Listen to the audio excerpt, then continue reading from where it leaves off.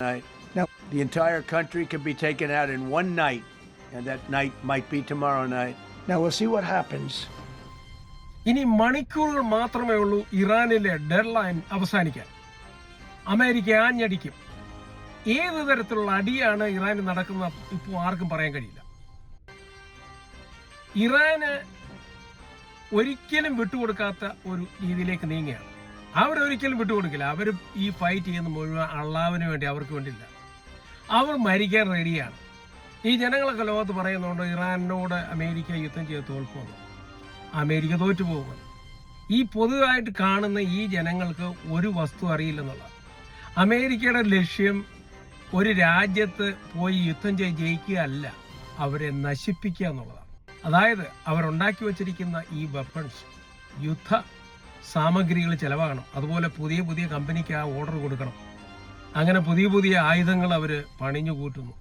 അപ്പോഴും അവിടെ എല്ലാം പണം ഉണ്ടാക്കുക. ജനങ്ങൾക്കൊന്നും അറിയില്ല, ഒരു കുന്തം അറിയില്ല. വെറുതെ കിടന്ന് ബ്ലാ ബ്ലാ ബ്ലാ ബ്ലാ എന്ന് പറയുക. അവരേതൊക്കെ രാജ്യത്ത് പോയി, ഇറാഖ്, അഫ്ഗാനിസ്ഥാൻ, ലിബിയ, വിയറ്റ്നാം, അതൊന്നും വിജയിക്കാനായിട്ട് പോയതല്ല, അവരെ നശിപ്പിക്കുക. വിയറ്റ്നാം എത്രയോ വർഷം മുമ്പ് നടന്ന യുദ്ധമാണ്. ഇതുവരെ അവർ കരപിടിച്ചിട്ടുണ്ടോ? ഒരിക്കലും ഇല്ല. ഇറാൻ സംഭവിച്ചുകൊണ്ടിരിക്കുന്ന ഏതാണ്? ഇറാൻ ഇനി ഇത്രയും ഇൻഫ്രാസ്ട്രക്ചർ റെഡിയാകണമെങ്കിൽ അടുത്തൊരു 30 വർഷമെങ്കിലും വേണം. ഇന്നത്തെ രാത്രിയിലത്തെ അടിയോടുകൂടി കുറെ കൂടെ തീരുമാനമാവും.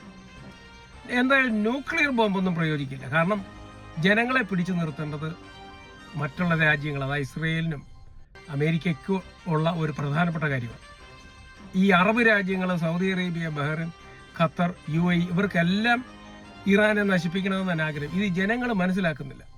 ഇറാനിലെ ജനങ്ങൾ പണ്ട് പറയുമായിരുന്നു ഡെത്ത് ടു അമേരിക്ക എന്ന്. ഇപ്പോൾ അവർ പറയുന്നത് ഗാഡ് ബ്ലസ് അമേരിക്ക എന്ന്. എത്രമാത്രം കാര്യങ്ങൾ ചേഞ്ച് ആയെന്ന് വിചാരിച്ചു. വളരെ സിമ്പിളായിരുന്നു കാര്യം.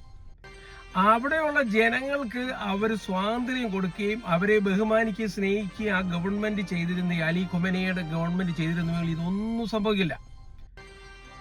അവര് 10,000 ഇറാനിയൻ സിറ്റിസനെ കൊലപ്പെടുത്തി. ഒരു ചെറിയ പീസ് ഓഫ് ക്ലോത്ത് തലയിൽ, ഹിജാബിന്റെ പേരിൽ വരെ ഇന്നസെന്റ് ആയിട്ടുള്ള പെണ്ണുങ്ങളെ അവിടെ കൊല വിളിച്ചു. ഇതൊക്കെ ഇവിടെ സംഭവിച്ചു. അടുത്തുകൂടാതെ ഒരു കാര്യം അത് നടന്നില്ലെങ്കിൽ ഒരു കാര്യം പറയാം, ഞങ്ങൾ ന്യൂക്ലിയർ ബോംബ് ഉണ്ടാക്കുന്നില്ല, നിങ്ങൾ വന്ന് ഇൻസ്പെക്ട് ചെയ്തു. വളരെ സിമ്പിളായിരുന്നു കാര്യം. പക്ഷെ ഞങ്ങൾ അവർ വിട്ടുകൊടുക്കില്ല. കാരണം അവര് യുദ്ധം ചെയ്യുന്ന അള്ളാഹുവിന് വേണ്ടിയാണ്. അവർ മരിക്കാൻ റെഡിയായി നിൽക്കുക. ഇവരിത് മനസ്സിലാക്കുന്നില്ല. ഇവരുടെ അമേരിക്കയുടെ ഉദ്ദേശം നശിപ്പിക്കുക എന്നുള്ളതാണ്. എന്തായാലും നമുക്ക് കാണാം, ഏതാനും മണിക്കൂറുകൾ മാത്രം. പിന്നെ ഇതൊക്കെ കുറേ വാറിന്റെ, അതായത് യുദ്ധകാല സമയത്ത് കുറഞ്ഞ ബ്ലഫിങ്ങും ഒക്കെ ആകാം.